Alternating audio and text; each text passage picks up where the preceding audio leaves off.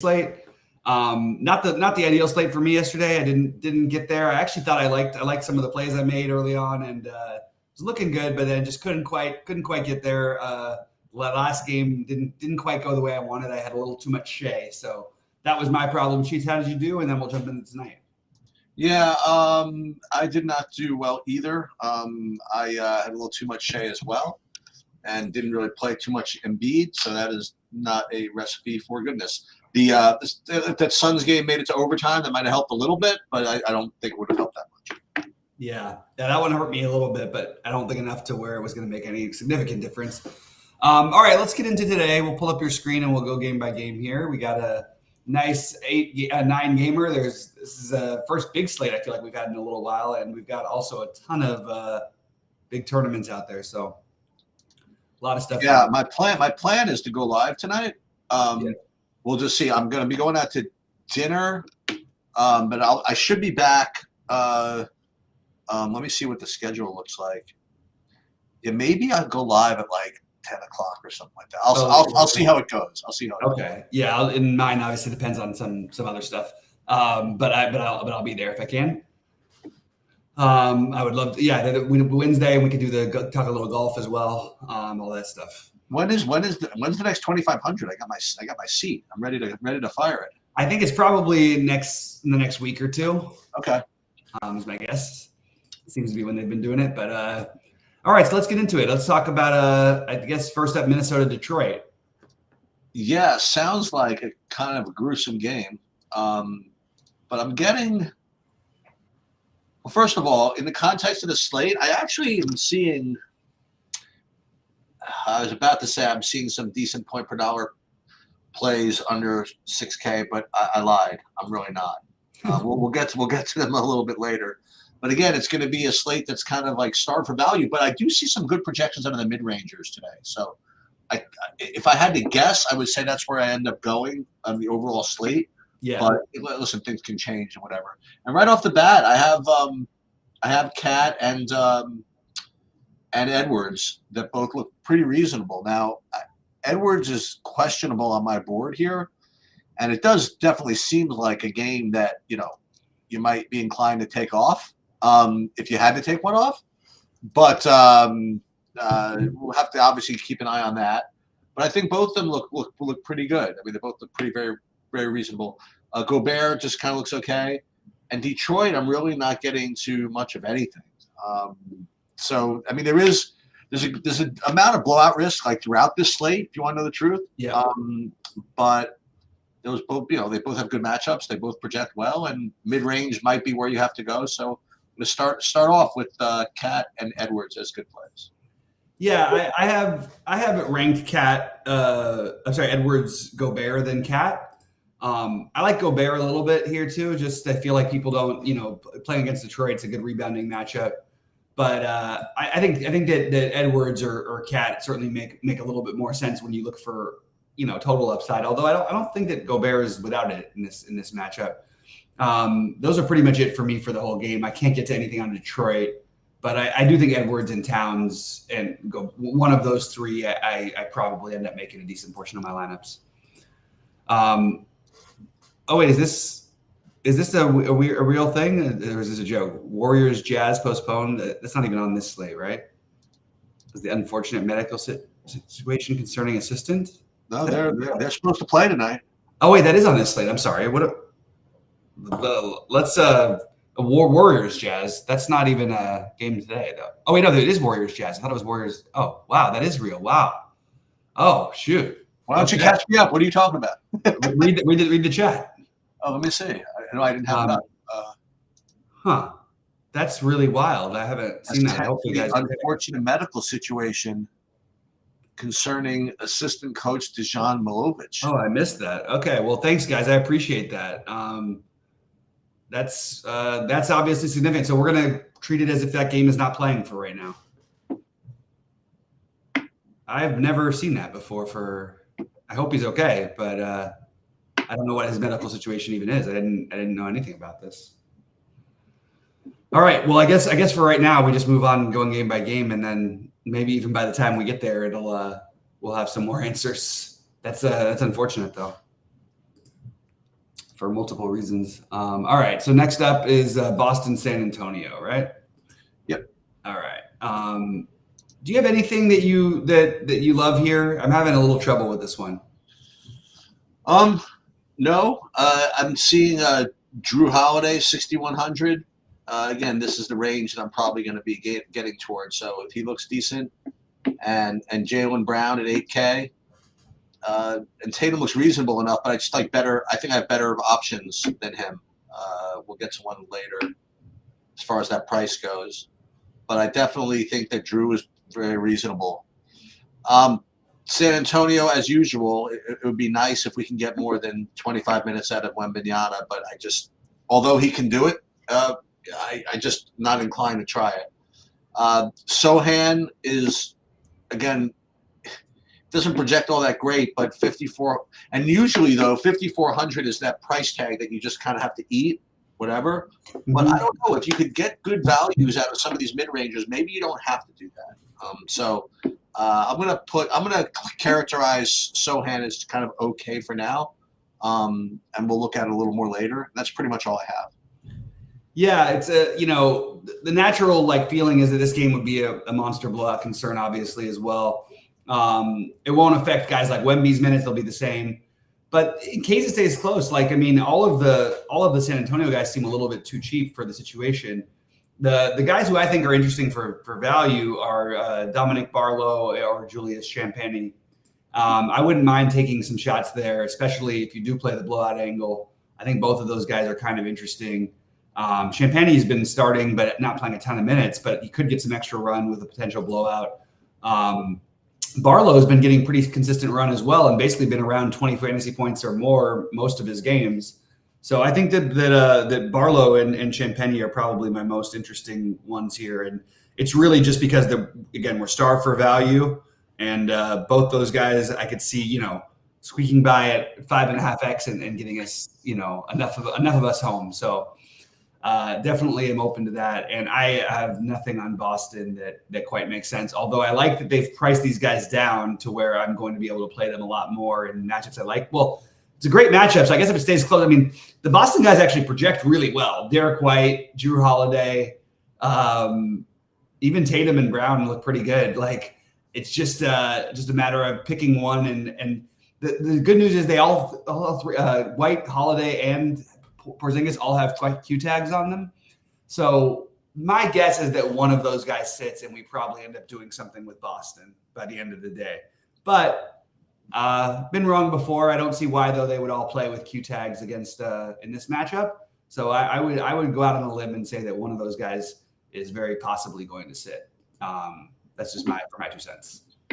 Yeah, according to the information, whenever they were all at a restaurant, and he had a heart attack during dinner or something like that, and he was taken to the nearest hospital for surgery yesterday. That is what I'm getting from the Dejan Milovic news. God, that's terrible. Yep. Oh, sorry to hear it. All right. San Antonio, Boston, Miami, Toronto. All right. So Miami, Toronto. According to my sheets right now, this game looks kind of passy to me. I don't really have anybody that's showing up for me at all. I mean, you like anything here? No, I sort of have the same feeling as you. I mean, look, if you're starved for value and you're looking for extra things, Kyle Lowry belongs in the conversation at 4,100, just because he's 4,100. Really, is the only reason. So I guess he's one of the potential strange-ish value plays we could use. Caleb Martin, mildly interesting, but nothing special here. Nothing that I'm going out of my way to get. I'll put it that way. Yeah, definitely not my favorite target. So Martin or Lowry would probably be my answer here. All right. Next up, Orlando, Atlanta. Yeah, my two highest projected owned players on the slate right now are both from this game. And if I had to guess, I would never have come up with them. That would be Jonathan Isaac and Joe Ingles. I have those two as the highest, projected owned players, I guess, because you have the usual, dearth of value out there, and they're both 3,500. They both project about 17 fantasy points, and that's going to show up as good nowadays. In addition to that, I'm looking at Banchero at 8K as a pretty good play as well. Let me see if there's anything else on Atlanta. So Trey Young, 9,800. I guess it's always reasonable, but let's see if I can find anything else. Not really. So is that the story? I mean, you play those values. You play Banchero. You have a good matchup and all that. I mean, what are we doing here? Yeah. I mean, look, I'm okay with the Isaac thing because he's so good per minute, but he's just not going to play many minutes. So you're going to get 15 minutes out of him. That's pretty much the standard.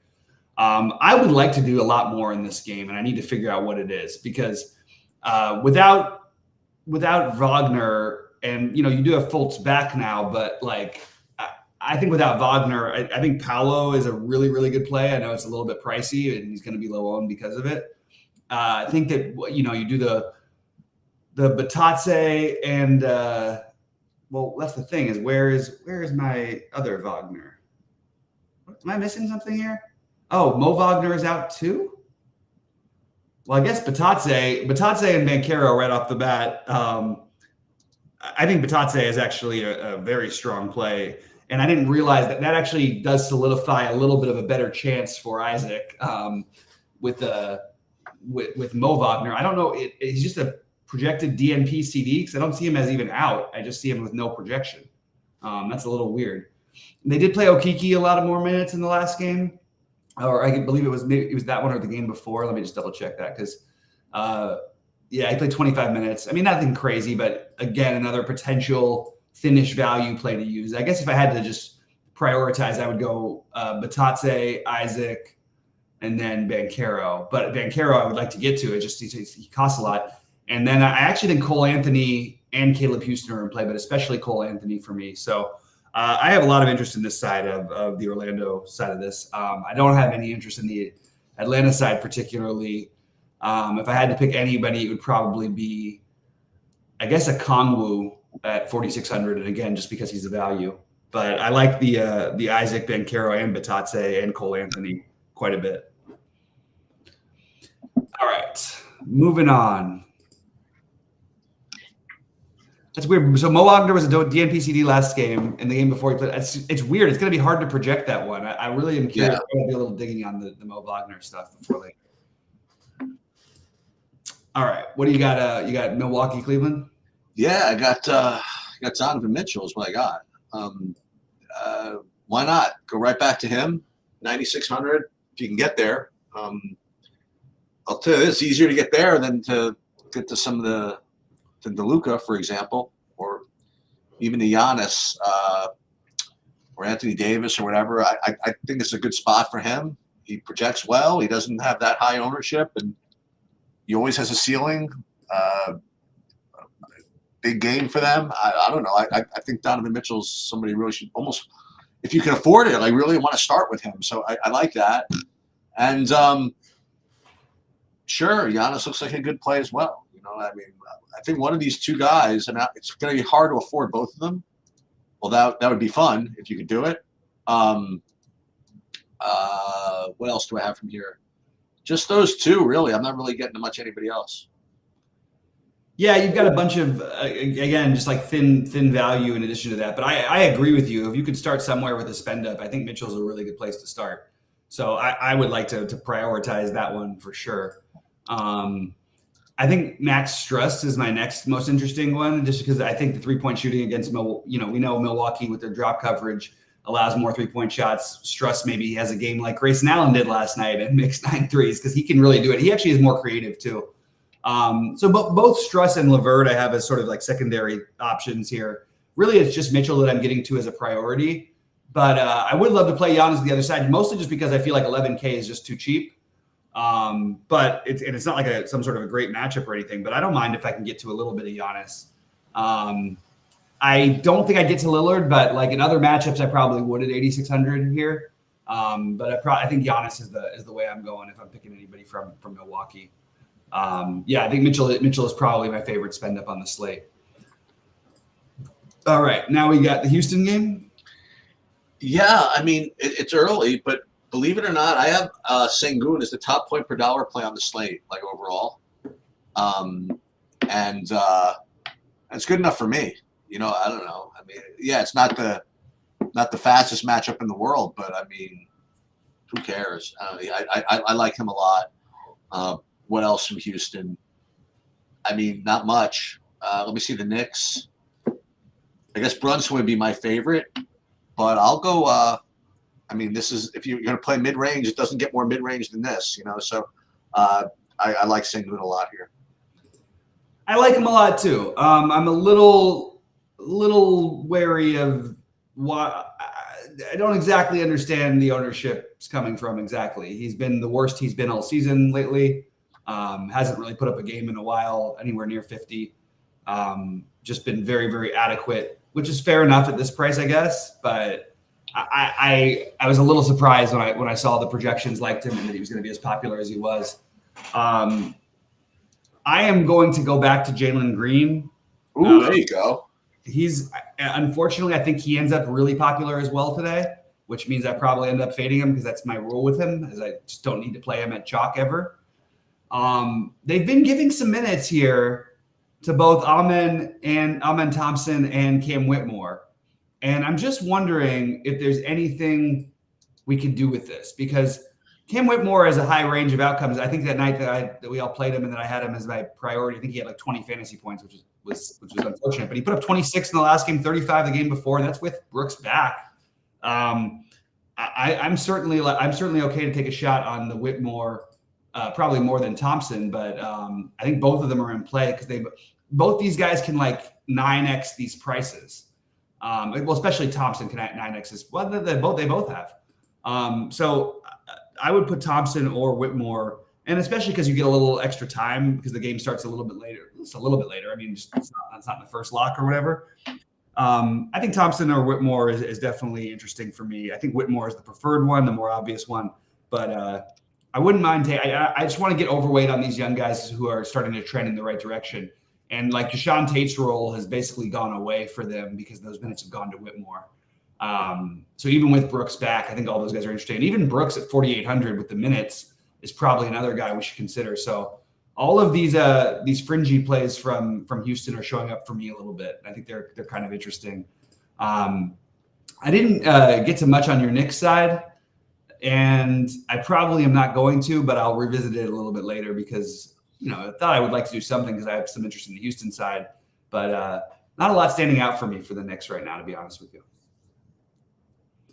All right, I'll go with I'll do the Charlotte New Orleans. Okay, so first of all, when it comes to the projections here, I'm looking down the list, and the only thing I have is even reasonable is I have a Zion Williamson at 7,600 at 12-15% ownership seems to make a lot of sense. But let me just try something. Okay, listen, I think we're going to agree with what you're going to try. I got a feeling. Okay, and we try projections, we try all of it. So let me just. It literally just hit me as I was going through this. So I want to pull this dude up, okay? So LaMelo Ball, before before he went away, he was like 40 minutes a game, whatever it is, and then he got hurt, and then he was off for 6 weeks. 27 minutes, then 30 minutes, and you'll notice that he missed literally every shot that he took, okay? Right. 9 for 24, 5 for 14, including 3 for 13 from 3, 3 for 9, and still, he was like 47 and 49. And this is, the San Antonio game, he only played 27 minutes, and at Miami's no whatever. I don't know if they're ready to really give him like his full minutes, but he's off of 2 full days. And I don't see him projected anywhere. So I'd have to presume he's going to be 0% owned. And I know he could put up 60. I just know that he can, and I think I'm going to try it. Yeah, I mean, I think your biggest. I'm totally with you. I know the New Orleans defender's tough. Also, I get it. The Herb Jones, but Herb Jones won't necessarily be on him the whole time because he'll also be on Bridges even at times. So I'm not as worried about that actually. It's really the blowout, the fact that New Orleans just keeps beating the hell out of everybody. Well, I'll put you another way. If in fact LaMelo's having a great game, maybe the game doesn't blow out. So And also, you actually get some weird, like they're not going to play him less than 30 probably, even if they don't play him more. Even he's probably playing 30 even if they're down 20. You know what I mean? That's how they usually do it with him. Like I've seen him come back in games in the fourth quarter with like 5 minutes to go down 30 points because they keep him at his minutes when they do put that minutes on it. Now there's always that room that those minutes trend in the right direction. And even if they don't, as you mentioned, it's not like he wasn't getting there before or getting close enough to there anyway. I think LaMelo, I think Bridges is interesting also, and I think Rozier is interesting.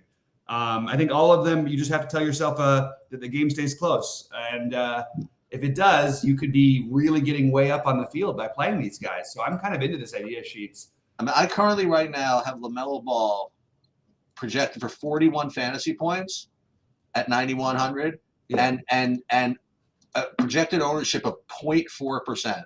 Yeah. Now it's got to be more than 0.4, but this projection, I mean, when you think it sort of makes sense in a way, you know what I mean?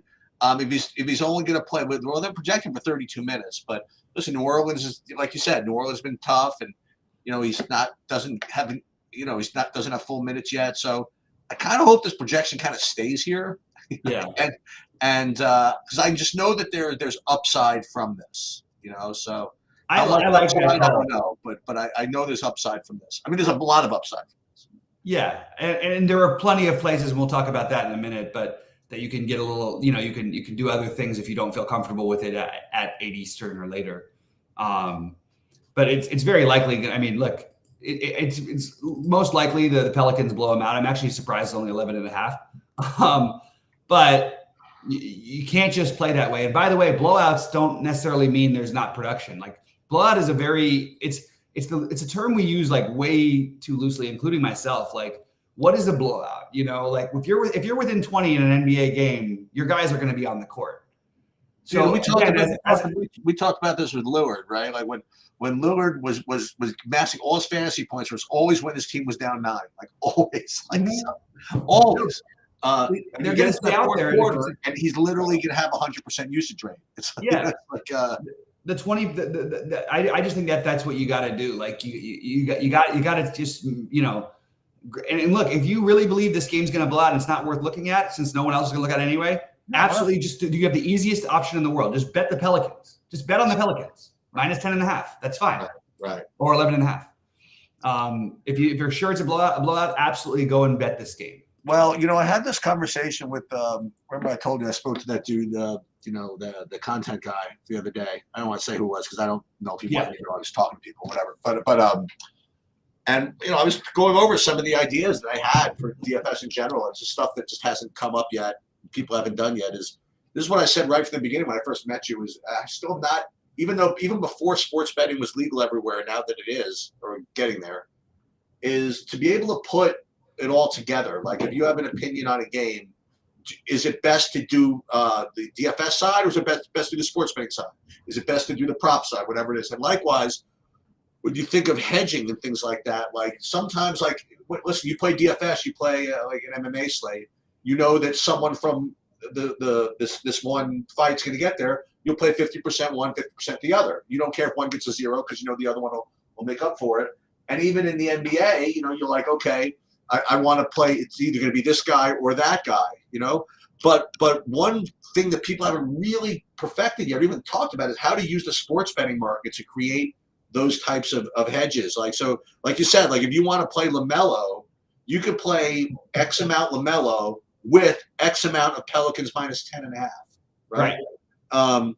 First of all, they both could get there, but I will say this is that if the Pelicans one doesn't get there, then you're really increasing your chances that the ball one makes you money. So anyway, no, I think that's really interesting because that's the way I look at it, and I can't even bet on sports easily. It's always tricky for me, but like that, if I really, and I don't have as strong of a take, I think it's likely going to be that way. But when I really feel strongly about it, and I think it's going to be a blowout, I would just make the bet on the other side for whatever portion of my entries that I'm going to be using that player. But we don't know. Yeah, but we don't know like how much.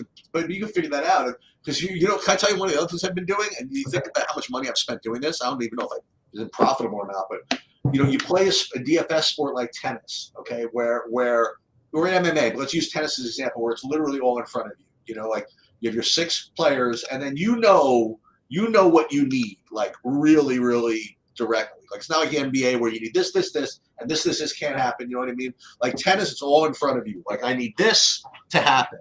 And if it gets to a point where, let's say I need, or not even gets to a point, if I know I need XYZ to smash, that means that he or she needs to win in straight sets, right? Otherwise, it's almost like busting.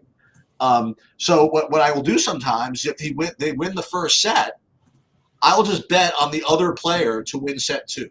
You know what I mean?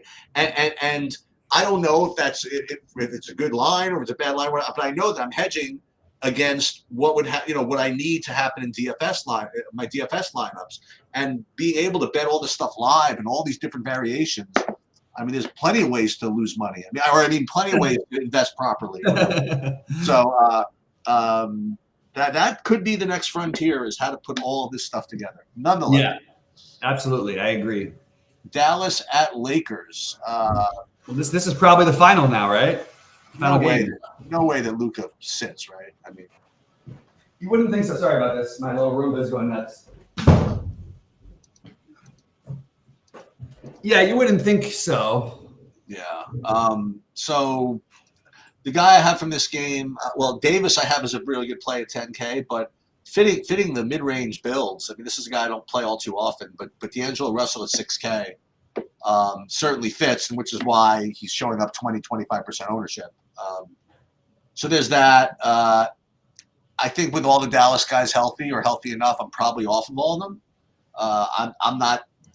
I prefer Davis to Luke. I guess it's kind of dumb to say that, but I think I'd probably try to find the 100 for, maybe not. I was about to say try to find the 100 for Giannis. I guess Luka's a fine play. It's just like anything else. It's always kind of tough to get up there. Yeah, I think Luka's the best, very clearly. I don't think we should even question anymore, like Luka versus anybody. He's just fantasy-wise scores more than everybody else does. And yeah, Kyrie was gone for a while, and I don't think it just doesn't make enough of a difference. He still always puts up a million fantasy points. So I like Luka a lot. Again, going to be really, really hard to get to these guys without doing some uncomfortable stuff. I am interested in the Grant Williams as a potential pivot. I mean, a potential spend down. His minutes has sort of been in flux. A couple of the games without Luka, he played really well. But like you see, I mean, look, just go through his minute log, 31, 14, 26, 7, 20, like it's just all over the place lately. But there's some variance to take for a guy who can, 6X, and it's just a slate. We have to talk about it. We're probably going to get better value to open up, but I'm still going to mention the guys who I think make a little bit of sense. But I do like Luka, and I think that Kyrie's a terrific pivot off of Luka. Luka's going to have some ownership tonight. The problem I have with Kyrie is I don't like him better than I like Donovan Mitchell or even close, but I think he's being a little bit underprojected. I think he also does take these games seriously against LeBron, and I think you might see him chucking a little bit more tonight in LA. So, I could see that happening. I haven't said this in a long time. I don't care that he's going to be owned tonight. I love D'Angelo Russell. I think that makes so much sense in the mid-range. Again, they gave him the starting lineup back, the starting job back, because he was, meh. And he's certainly shown that he can have a ceiling. This is a great matchup for it. But as much as I like him, I love Anthony Davis. So there's a lot of spend-ups to love on this slate. If we get some value, it should be a lot of fun to see who the ownership all goes to, because I think Anthony Davis is going to smash tonight. They cannot match up with him inside. He's going to get 20 rebounds. He's gonna do his thing. He's going to end up with 60-plus fantasy points. I really like Davis. If there was a way to do it, my early build theory, like I'd love to get a Giannis and Mitchell lineup, and I'd love to get a Davis and Luka lineup, and that's going to be a very difficult thing to do while feeling comfortable. So those are the two. And I will say the same thing I said before. It was a smaller slate, but I don't mind gambling on Christian Wood a little bit from here to there. Not to mention it's his former team that didn't give him any playing time, which is they signed him to a huge contract, didn't give him any playing time. Now he's a Laker. In real life basketball, I would never take this guy, but in DFS, I think at 4,200 we have to consider him. I think that he's a good off the board play that the people aren't catching on to. He's really good per minute, And there is a chance, maybe he works himself into some extra minutes. Maybe anybody's in foul trouble. Look, the game starts. It's an island game. It's only at 5:30, so it's not really an island game. It's just the last game on the slate. But if you find that other information, maybe you can do something else. But both Christian Wood and Taurean Prince, I think, are interesting enough for tournaments. Again, we're just desperate for value this morning. So my guess is by the end of the day, that's not going to be the case. But Prince is playing like 35 minutes a game, and he's 4,200, and that's just good enough for me. You know what I mean? Like, I'll take that guy and just play him, just because once he's out there, yeah, he's going to have some 15s and 12s, and even that's not like the worst thing ever. But he's going to have some 30s and 40s, or 30s and 35s, and I think that's worth taking a gamble on. So I will be on the play some Taurean Prince and for value, and play some Christian Wood for value. Probably not together though. I did a Saberson build for the slate, and I'll share what the results are. So keep in mind, it's got some Utah Golden State guys in it. So that's going to be they're obviously not playing. But aside from those, it's really the guys that we mentioned that I talked about. That would be a whole bunch of Sengun, and then sort by exposure. D'Angelo Russell, that Orlando value, Ingles, Isaac, that could obviously change. Donovan Mitchell, Golden State guy. Drew Holiday, I mentioned him. And there's Goga, he's showing up there a little bit. Anthony Davis, who you mentioned. And then the Minnesota guy, Edwards, then Utah Golden State. I mentioned Sohan would show up, but maybe you don't play him. Derek White. Ooh, Derek White's against his former team, by the way. But it's at home, but whatever. Then more Golden State guys. So it's really, as it is usually the case with the NBA, pretty projection based. With the only difference being that LaMelo Ball, I might have to force him in. And I'm sorry, no, you keep asking me this. I can't really do that in the NBA stuff, and it's a small slate anyway with the NHL. I did just the longest NHL video, like known to man, yesterday. I would encourage you to look at that as far as process goes. But for tonight's slate, it's only 3 games.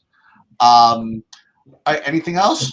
No, I think that's it. Good luck to everybody. We'll figure out who's going to be live exactly at 6 Eastern for different reasons. Sheets and I have. Ooh, I like Power's comment here. It says, "I agree. It won't be a blowout. It'll be a massacre." I love it. I like that. Yeah. I would say go ahead and bet. And by the way, I think it's a reasonable bet. So go ahead and take the 11. But I'm gonna hope that Charlotte keeps it close enough, because I'm gonna. Reminds me of not quite of it was like a Paul Bear Bryant had a quote once. When he was like running up the score on somebody, they asked him why he went for 2 when they were up like 33 points or something like that. And he says, because I couldn't go for 3. Right. All right. All right. Okay. That'll do it. We'll see you at the 6. And yes. You want to do a golf thing with me? I'll do a golf thing. I have a 10:30 meeting with the State Kings, but yeah. Do you want me to be involved in that, or? You could be. It's all right. Me and Kenny have got it covered. It's sort of more on the tracking side of things.